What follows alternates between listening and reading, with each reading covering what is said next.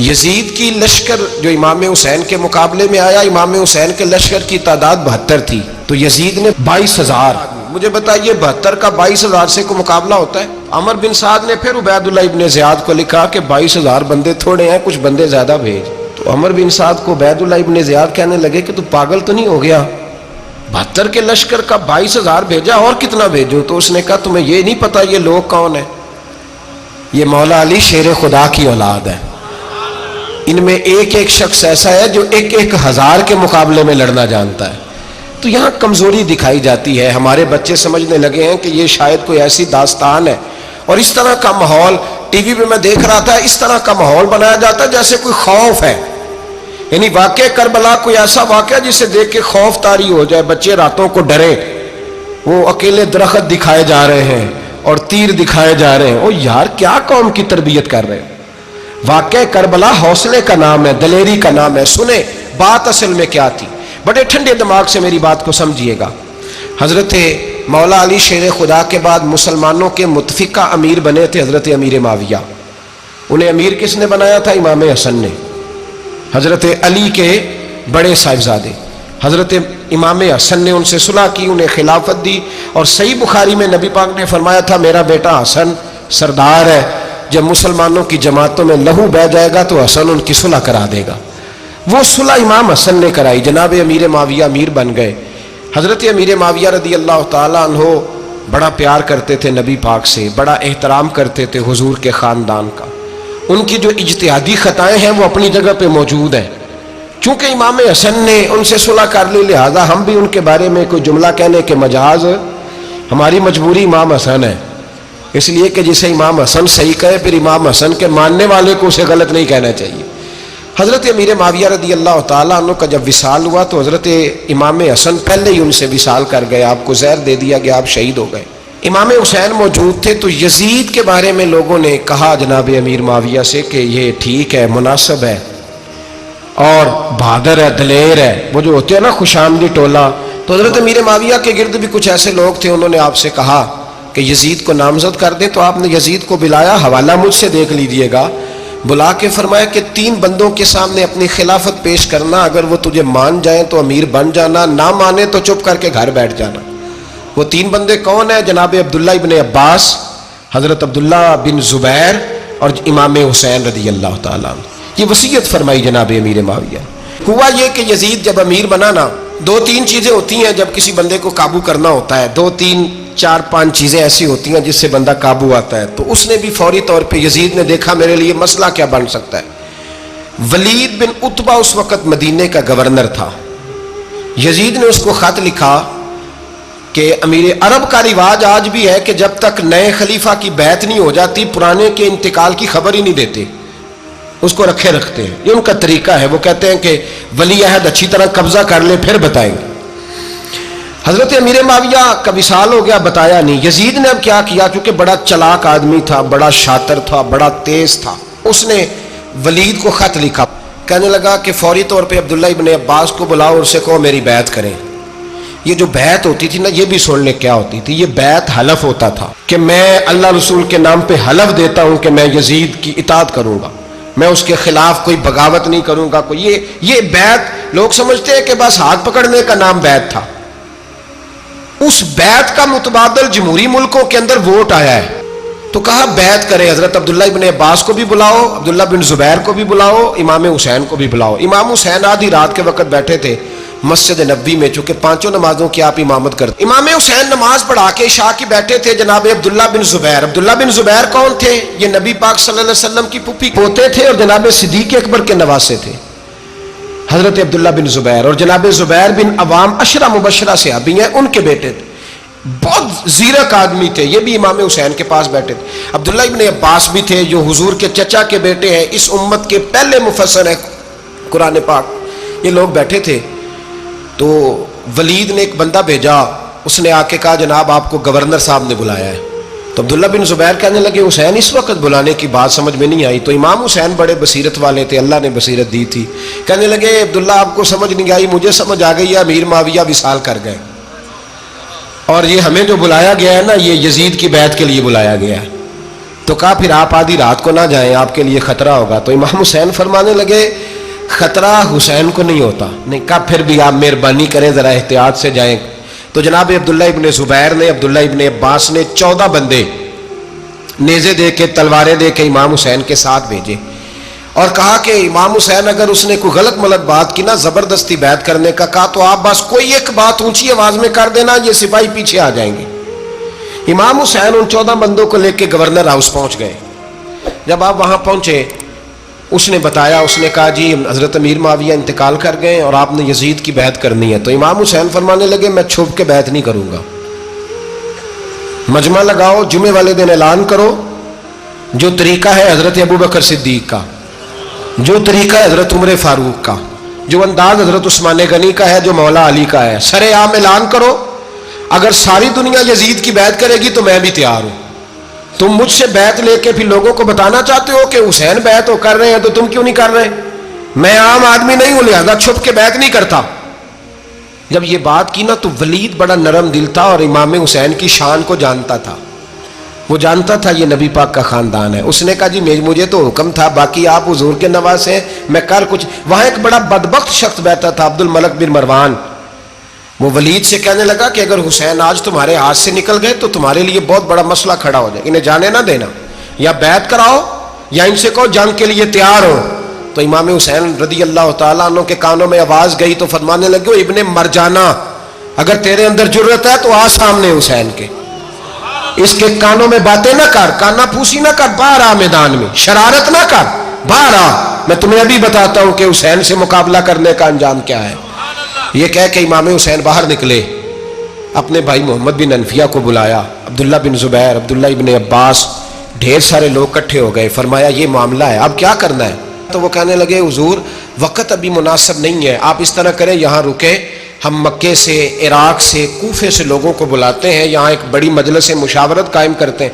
امام حسین فرمانے لگے اگر تم مشاورت قائم کرو گے تو ولید اور عبد الملک بن مروان وہ تو جنگ کرنے کو تیار ہے، اور نبی پاک نے فرمایا ایک مینڈا ہوگا جس کی وجہ سے مدینے کی گلیوں میں لہو بہے گا۔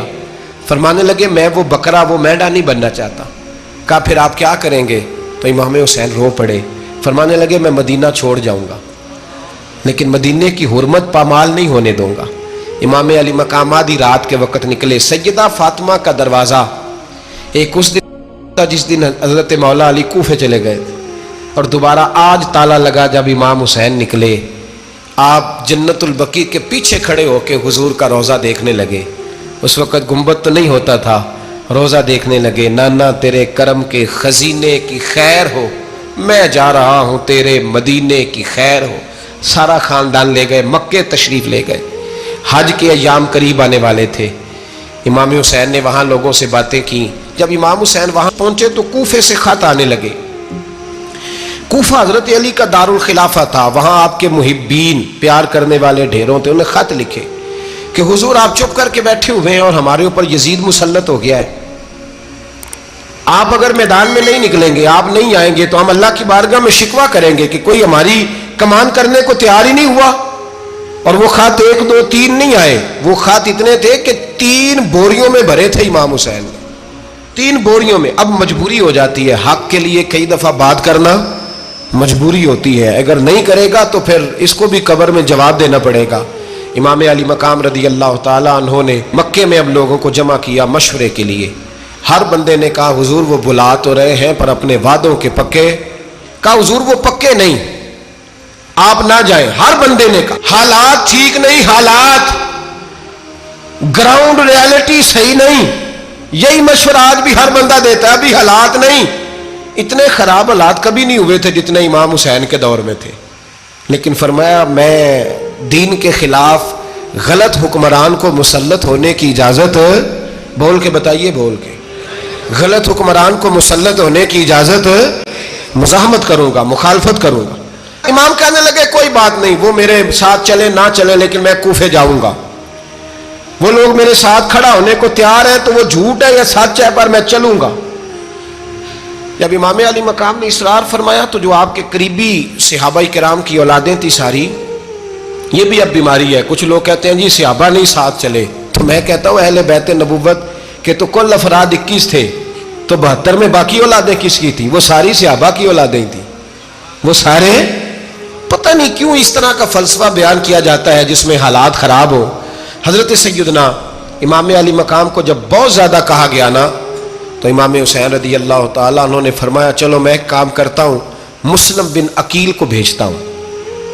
حضرت علی کے بھتیجے ہیں، امام حسین رضی اللہ تعالیٰ عنہ کے چچا کے بیٹے ہیں، حضرت عقیل کے صاحبزادے مسلم بن عقیل بڑے سمجھدار آدمی تھے، معاملہ فہم تھے، بڑے جری تھے، اتنا زبردست مشورہ کم لوگ دیتے ہیں جتنا حضرت مسلم بن عقیل دیتے تھے۔ ان کو بھیجا گیا کوفے۔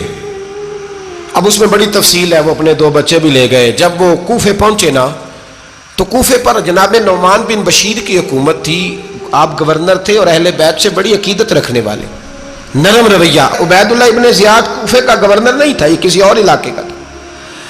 جب آپ وہاں پہنچے تو نعمان بن بشیر نے دیکھا کہ حضرت مسلم بن عقیل آئے ہیں، تو لوگ دوڑے ان کی بیعت کرنے، بھاگے۔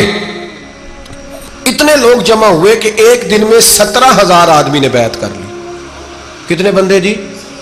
17,000 آدمی ایک دن آیا۔ اب وہ جو امام مسلم بن عقیل کے وہاں نعرے لگانے والے تھے، کہنے لگے حضور یہ پہلے دن کی کارکردگی ہے، 2-4 دن میں دیکھیے کیا ہوتا ہے۔ 2-4 دن میں کیا ہوا؟ 40,000 آدمی نے بیعت کر لی۔ اب وہ 40,000 بندہ تیار ہو گیا۔ ادھر سے جو یزید کے وفادار تھے انہوں نے خط لکھا یزید کو کہ تو نے بڑا نرم آدمی گورنر بنایا ہے اور 40,000 بندہ چلا گیا حسین کی طرف، اگر ایک دن مسلم بن عقیل اور رہے تو جو تمہارا گورنر بیٹھے ہیں نا جناب نعمان بن بشیر، ان کو گورنر ہاؤس سے نکال کے مسلم بن عقیل قبضہ کر لیں گے، تو چپ کر کے بیٹھا ہے۔ یزید بڑا تیز تھا، اس نے ایک آدمی گھوڑے پہ دوڑایا۔ عبید اللہ ابن زیاد ایک اور علاقے کا گورنر تھا پر بڑا ظالم سا بدماش تھا، بڑا سخت گیر آدمی تھا۔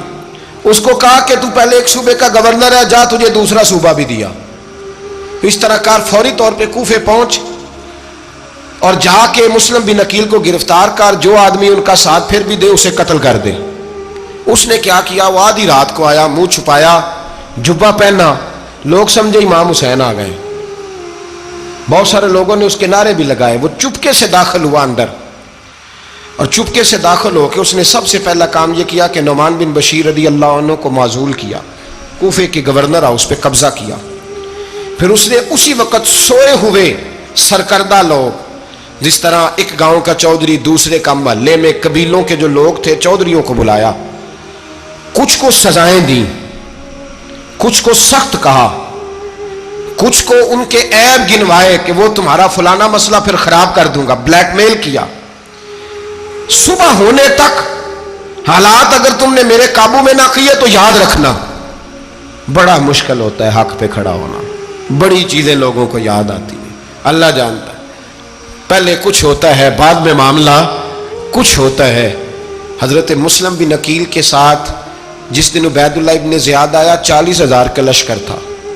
اگلے دن صبح ہوئی، اگلے دن تو یہ حال ہو گیا کہ آپ جب کوفے کی جامع مسجد میں زور کی نماز کے لیے گئے تو 5-7 ہزار آدمی نماز پڑھنے آیا، اور جب مغرب کا وقت آیا تو لوگوں نے چند ہزار لوگ رہ گئے، نماز کی نیت باندھی۔ توجہ کرنا میری بات پہ، ایک مسئلہ بھی سمجھ میں آئے گا۔ لوگوں نے نماز کی نیت باندھی تو حضرت مسلم بن عقیل امامت کر رہے ہیں، ہاتھ باندھے ہوئے ہیں، تو بہت سارے لوگوں نے پیچھے ہاتھ چھوڑ دیے۔ ایک بندے نے دوسرے سے پوچھا وہ ہاتھ کیوں نہیں باندھتے؟ کہنے لگے اگر عبید اللہ ابن زیاد کے کسی بندے نے دیکھ لیا نا تو ہم اسے کہیں گے ہم تو نماز پڑھ ہی نہیں رہے تھے، ویسے ہی کھڑے تھے، ہاتھ ہی نہیں باندھے سرے سے۔ جب نماز کی امامت باندھی تو 10-11 صفیں تھیں۔ جب مسلم بن عقیل رضی اللہ تعالیٰ عنہ نے سلام پھیرا تو پیچھے بندہ ہی کوئی نہیں تھا۔ حضرت مسلم بن عقیل کو گرفتار کیا گیا۔ عرب کا رواج تھا دشمن کو سخت سزا دیں تاکہ باعث عبرت بنے۔ بہت اونچا مینار تھا کوفے کا، گورنر ہاؤس کا، اوپر لے جا کے جناب مسلم بن عقیل کو زمین پہ گرایا گیا۔ اور جب وہ شہید ہو گئے تو شہید ہونے سے ایک رات پہلے وہ خط لکھ چکے تھے امام حسین کو کہ آپ آ جائیں، حالات بڑے اچھے ہیں۔ خط ملا تو امام حسین مکے سے کوفے کی جانب چل پڑے۔ امام علی مقام رضی اللہ تعالیٰ عنہ جب چل پڑے، تشریف لا رہے تھے تو رستے میں فرزق شاعر ملا، بڑا محب اہل بیت تھا۔ رستے میں ملاقات ہوئی، اللہ اکبر، حضرت مسلم بن عقیل جب گرایا شہید ہو گئے تو پھر اس نے اس طرح کیا کہ آپ کی لاش کو لٹکا دیا چوک میں. لوگ دیکھتے تھے تو عورتیں بچوں کہتی تھی تو نے باہر نہیں نکلنا, ہم نے نہیں امام حسین کے ساتھ چلنا, بس بڑا خوف ہے, کوئی بندہ نہ باہر نکلے, کوئی نہیں ضرورت ہمیں, حالات بہتر ہوگی تو دیکھی جائے. آج کتنے لوگ ہیں, کتنی دیگیں پکی, کتنی نیازیں بٹی, کیا کچھ ہوا. آپ ناراض نہ ہونا, میں آپ میں سے ہوں, آپ مجھ سے ہیں, یہ بات آپ کی نہیں میری سب کی ہے. آج بھی اگر امام حسین کے نام پہ جان دینے کی باری آئے گی تو دیگیں رہ جائیں گی. ناراض تو نہیں ہو گئے آپ لوگ؟ فٹافٹ مائیں کہیں گی باہر دی جانا, بالکل پتر سانو کی لگے, سارا دن کوئی ہمارے لیے. وہ پیر صاحب تو کرتے رہتے ہیں باتیں, ان کا تو کام ہے, خبردار ہم نے نہیں جانا. دیگیں دینے کو سارے تیار ہیں, جانے دینے کو تیار ہونا. ناراض ہو گئے آپ لوگ؟ چلو کوئی نہیں, ہو جاؤ, خیر صلی اللہ ہے, بات تو ٹھیک کر رہا ہوں نا. حضرت امام حسین رضی اللہ تعالیٰ عنہ نے فرزق شاہ رستے میں ملا تو امام حسین کو کہنے لگا کہاں جا رہے ہیں؟ فرمایا میں کوفے جا رہا ہوں. کہنے لگا حضور نہ جائیے گا, لوگوں کے دل آپ کے ساتھ ہیں, تلواریں آپ کے ساتھ نہیں. سیدنا امام حسین رضی اللہ تعالیٰ عنہ کو آ کے کہا حضور وہ سارے کوفے والے مانتے ہیں کہ بات حسین کی ٹھیک ہے لیکن آپ کی سپورٹ نہیں کریں گے. اور اگلی بات فرزق نے یہ کی کہ حضور میں حضرت مسلم بن عقیل کی لاش کو لٹکی ہوئی دیکھ کے آیا ہوں کوفے کے چوک میں. بڑا ہی خوبصورت فکرہ ہے امام حسین کا. فرمانے لگے میرا بھائی لٹکا ہوا تھا, کہیں کسی کے آگے جھکا تو نہیں تھا؟ لٹکا ہی تھا نا, کہیں جھکا تو نہیں کسی کے آگے؟ کہا حضور نہیں. تو آپ فرمانے لگے اگر مسلم بن عقیل لٹک گیا تو حسین بھی لٹک جائے گا, لیکن جھکے گا. حضرت امام حسین تشریف لائے, بچوں سمیت آئے. حر بن یزید ایک شخص تھا.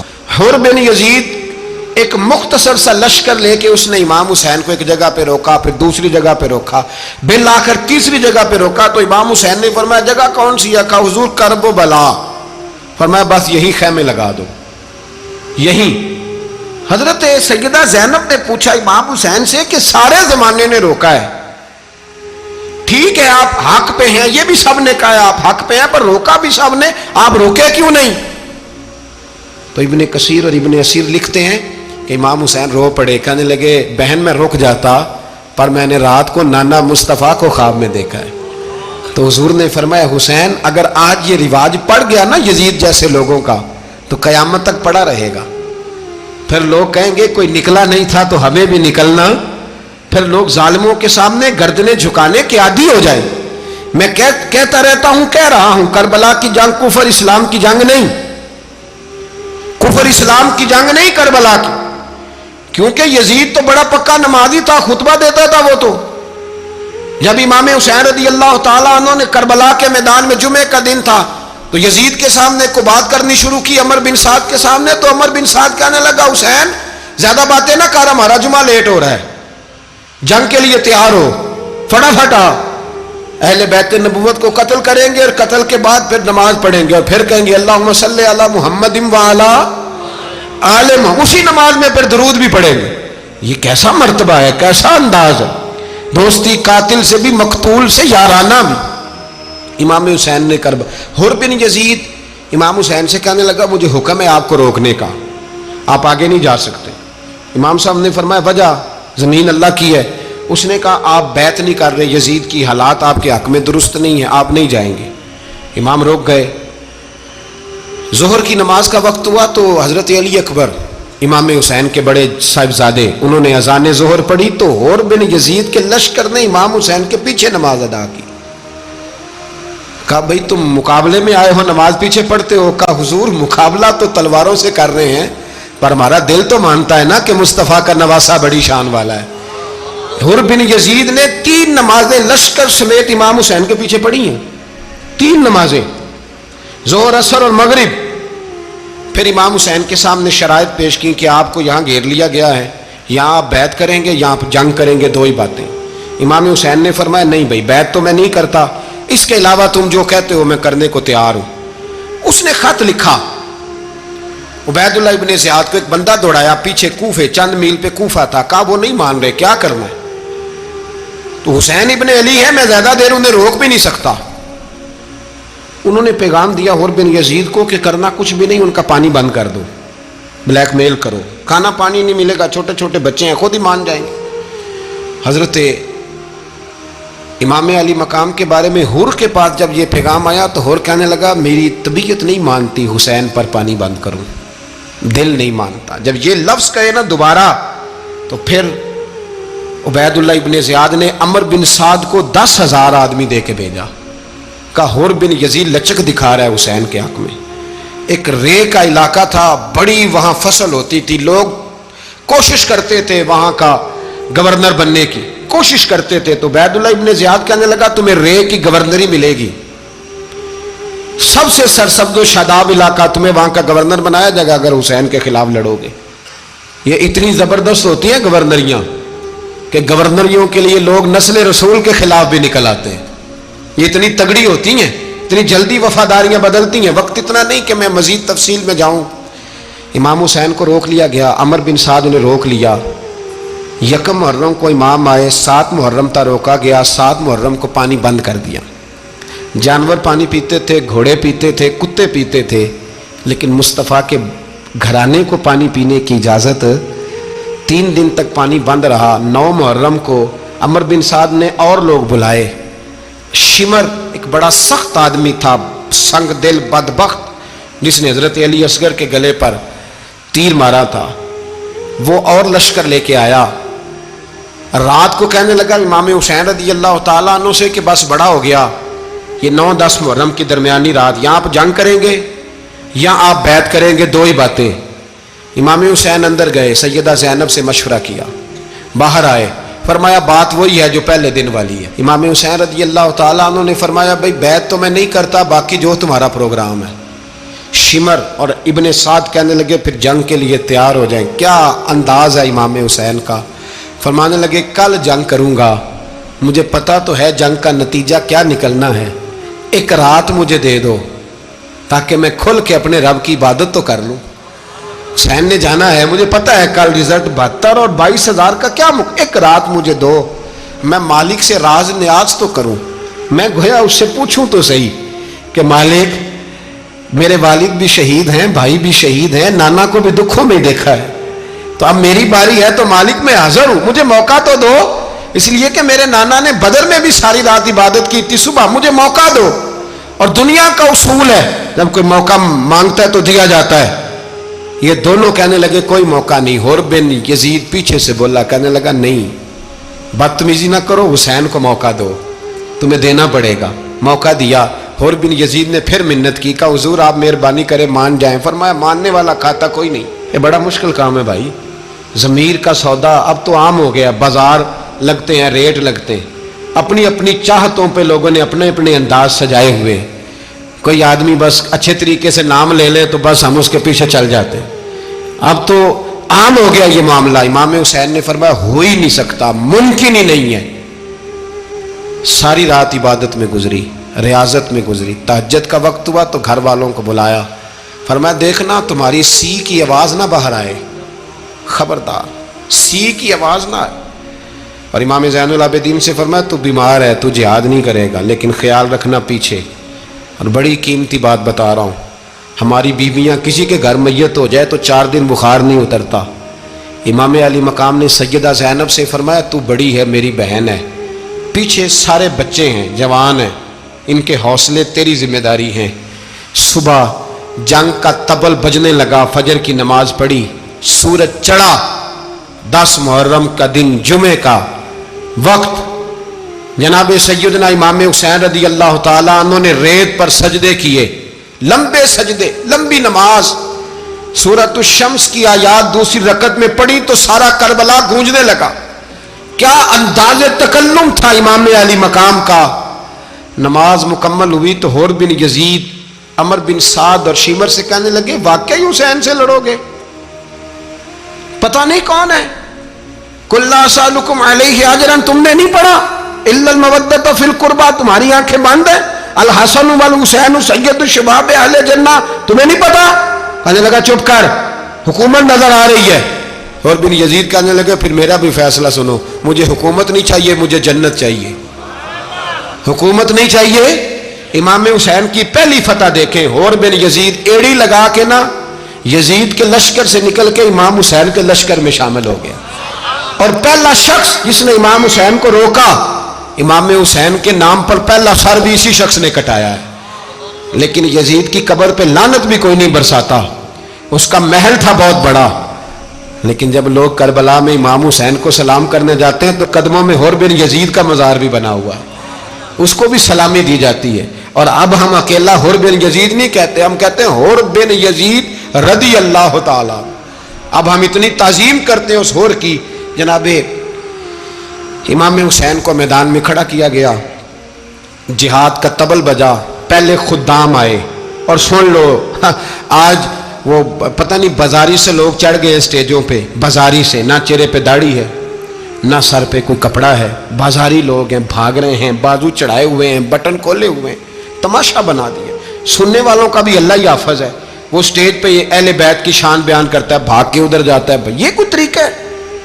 سننے والوں کا بھی عجیب انداز ہے، ہر بندے کو سننے بیٹھ جاتے ہیں. دین مہذب ہے، تہذیب والا ہے، دلائل رکھتا ہے، دین وقار رکھتا ہے. ایسے لوگ اب دین بیان کریں گے؟ حضرت سیدنا امام حسین رضی اللہ تعالیٰ عنہ صبح جب جہاد کا وقت آیا، پتہ ہے کون کون تھے کربلا میں؟ امام حسین کے ساتھ امام حسین کے 4 بھائی تھے کربلا میں. کتنے؟ بول کے بتائیں.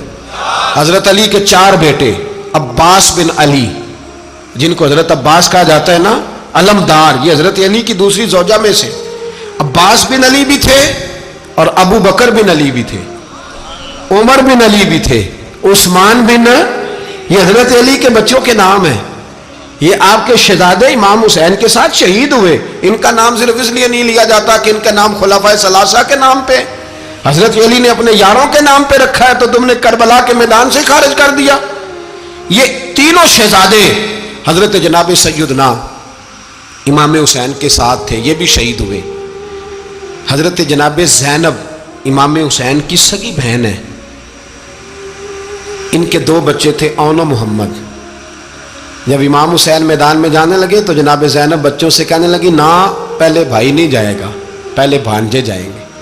2 بچے شہید ہوئے. حضرت قاسم بن حسن امام حسن کے بیٹے تھے. وہ جب میدان میں جانے لگے تو امام حسین نے کہا، نہیں بھائی تو نہیں جائے گا، تو میرے بھائی کی نشانی ہے، میں جاؤں گا. تو حضرت قاسم بن حسن نے ایک تعویذ کھول کے دیا کہ ابا جی میرے والد نے کہا تھا جب بڑی مشکل آ جائے تو تعویذ کھول کے دیکھنا. تو آج بڑی مشکل آئی ہے تو میں نے تعویذ کھولا ہے، تو یہ دیکھیں کیا لکھا ہے. یہ تو رکا ہے، تعویذ ہے ہی نہیں. جب کھول کے دیکھا تو اس پہ لکھا تھا، قاسم اگر حسین پہ کوئی کڑا وقت آ جائے تو بیٹھ کے آگے آگے رہنا، اگر کڑا وقت میرے بھائی پہ کبھی آ جائے نا، دیکھنا اس کے آگے آگے چلنا، اسے حسن کی کمی نہ محسوس ہو. پائیاں جہاں ساکھ نہیں کوئی جے وچ خار نہ ہوئے. سیدنا امام حسین پہلی دفعہ کربلا میں اس وقت روئے جب یہ رکا.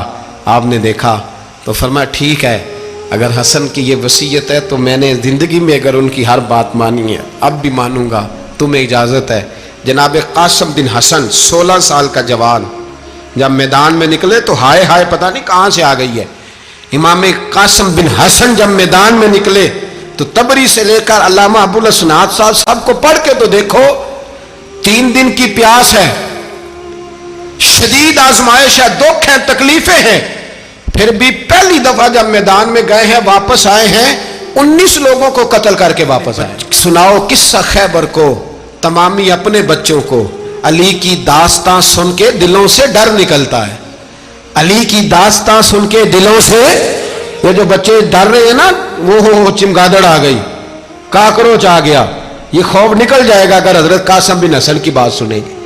درجنوں لوگ آپ نے قتل کیے. ایک دفعہ آئے، کہا چاچا یزید کا لشکر تو بڑا بزدل ہے، اگر چند قطرے پانی میرے حلق سے گزرے تو میں سارے کاٹ کے لے آؤں گا آپ کے پاس، چند قطرے. لیکن تھوڑی دیر گزری، عمر بن سعد کہنے لگا اکیلے اکیلے جاؤ گے تو علی کا پوتا ہے، یہ سب کو مار دے گا، کٹھے جاؤ. چاروں جانب سے تیر برسے، ایک تیر لگا آ کے گردن کے پیچھے، بس جناب سیدنا قاسم بن حسن گھوڑے سے نیچے گرے. تو جناب زینب حوصلہ کر کے آنسو سمیٹ کے کہنے لگی، میں دیکھ رہی ہوں پردے کے پیچھے سے حسین میرے بھائی کا بیٹا گر گیا ہے، جا اسے اٹھا کے لا. حضرت امام حسین ان کو اٹھا کے لائے تو امام حسین نے سینے سے لگایا ہوا تھا تو ان کے پیر، ان کا قد لگتا تھا امام حسین سے زیادہ ہے، اٹھا کے لایا، لٹا دیا گیا۔ امام حسین کے اپنے بڑے بیٹے میدان میں نکلنے کو، علی اکبر نام ہے، جب جن لوگوں نے حضور کو نہیں دیکھا تھا وہ جب کہتے نا ہم نے نبی پاک کا دیدار نہیں کیا تو بتاؤ کس طرح کے تھے، تو بتایا جاتا تھا کہ جناب علی اکبر کا دیدار کرو، ہم شبیہ مصطفیٰ۔ اور جب وہ گلیوں میں نکلتے تھے تو عورتیں چھتوں پہ چڑھ جاتی۔ جناب علی اکبر رضی اللہ تعالیٰ عنہ تلوار لے کے میدان میں نکلے، جوان بیٹے دینے بڑے مشکل۔ او یارو رٹا کیا ہے یہ تو بتاؤ، کہ ظالم آدمی حکمران، یار یہ رٹا ہے، ایک ظالم کا رستہ روکنا ہے، اس رٹے کے لیے ہم شبیہ مصطفیٰ جناب سیدنا امام علی اکبر میدان میں نکلے، بڑے لوگ مارے، بڑے، پھر ایک تیر ان کے بھی گلے میں لگا، اور جب وہ گرے نا زمین پہ تو حضرت امام حسین دوڑ کے آئے، دوڑ کے، اور جب تشریف لائے تو ان کے گلے سے تیر کھینچا تو ایک جملہ لکھا ہے صاحب تبری نے، اس نے حد کر دی، کہنے لگے تیر کھینچا تو امام حسین کی آنکھوں میں آنسو آئے، کہنے لگے کاش جناب ابراہیم آج میرے سامنے ہوتے تو میں انہیں کہتا کہ آپ نے تو بیٹا ذبح کرتے وقت آنکھوں پہ پٹی باندھی تھی، دیکھو میں کھلی آنکھوں سے بچے ذبح کر رہا ہوں، کھلی آنکھوں، کاش جناب ابراہیم خلیل ہوتے تو انہیں کہتا۔ جناب علی اکبر بھی شہید ہوئے۔ حضرت علی اصغر کو تو اچانک اٹھایا تھا امام حسین، باہر نکلے تو گردن پہ تیر لگا تو 6 مہینے کا بچہ وہ بھی شہید ہوا، خون اچھالا آسمان کی طرف تو کہا مولا دیکھ لے، میں نے 6 مہینے والا بھی نہیں بچایا، وہ بھی دے دیا ہے۔ پھر حضرت عباس کو بیٹیوں نے کہا کہ اب نہ، کچھ کہتے ہیں پہلے شہید ہوئے، کچھ نے لکھا بعد میں، کہ اب ہم سے پانی کے بغیر نہیں رہا جاتا، تو جناب عباس پانی کا مشکیزہ لے کے نکلے باہر، ایک ہاتھ کٹا، دوسرے پہ مشکیزہ وہ بھی کٹا، پھر پانی تو بھر لیا تھا لا نہ سکے، پھر گردن کٹی تو شہید ہوئے۔ بچوں کی بھی شہادت ہوئی، پر جب ان کا لاشا اٹھایا تو امام حسین کہنے لگے مولا اب نہ حسین کی کمر کمزور ہو گئی ہے، اب کمزور ہو، اور بھائی ایک میت ہو جائے تو 4-5 دن تو پوری آنکھیں نہیں کھلتی، کیسا جری خاندان ہے۔ تھوڑی دیر گزری تو امام علی مقام نے پٹکا باندھا، سر پہ دستار باندھی، مولا علی کی تلوار پکڑی، نبی پاک کا امامہ باندھا اور گھوڑے پہ سوار ہوئے تو کہنے لگے زینب گھر تیرے حوالے اور میں اللہ کے حوالے، گھر تیرے حوالے اور میں، اور پھر امام حسین نکلے، امام علی مقام نکلے۔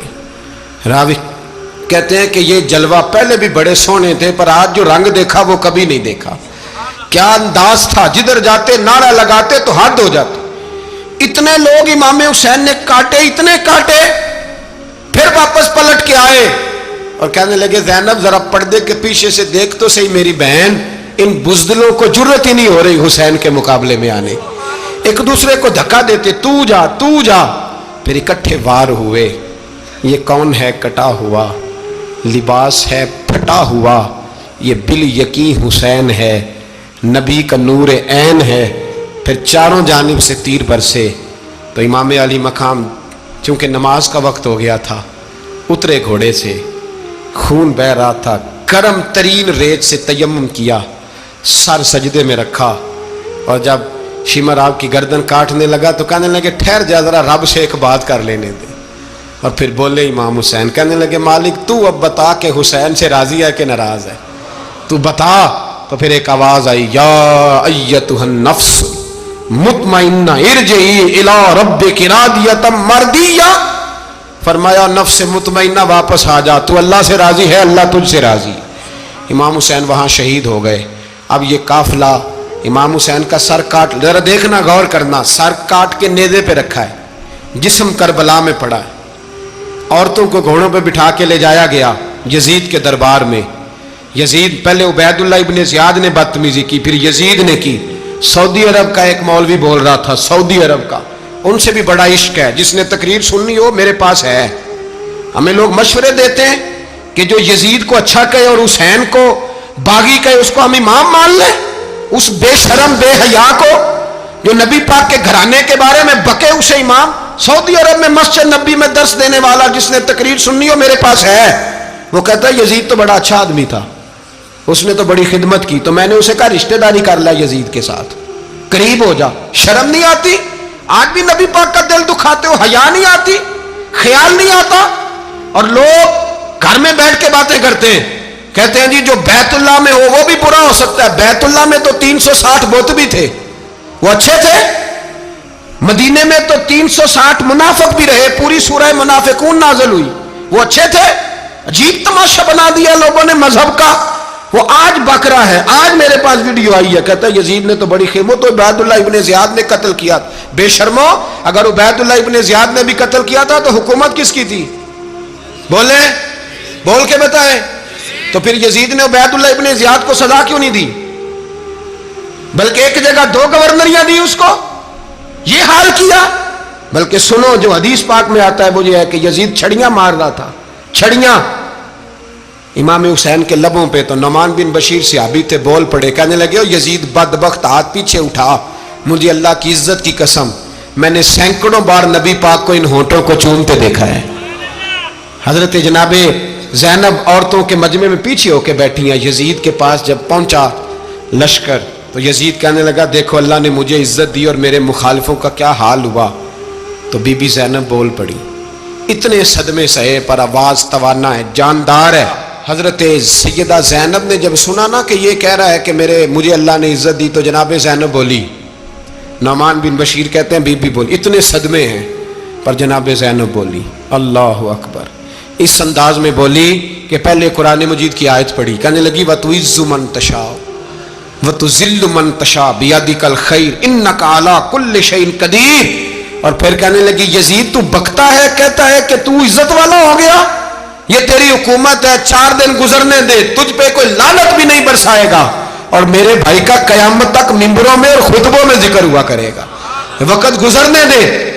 جب جناب بی بی زینب بول رہی تھی تو حضور کے ایک نابینا صحابی پاس بیٹھے تھے، جناب نعمان بن بشیر کا ہاتھ ہلایا، ہلا کے کہنے لگے کیا علی آ گئے؟ تو علی کی آواز لگتی ہے، جبریل امی بول رہے ہوں جیسے، حکمت کے گوہر رول رہے ہوں جیسے، دربار دمشق میں بی بی زینب کا خطاب، منبر پہ علی بول رہے ہوں جیسے۔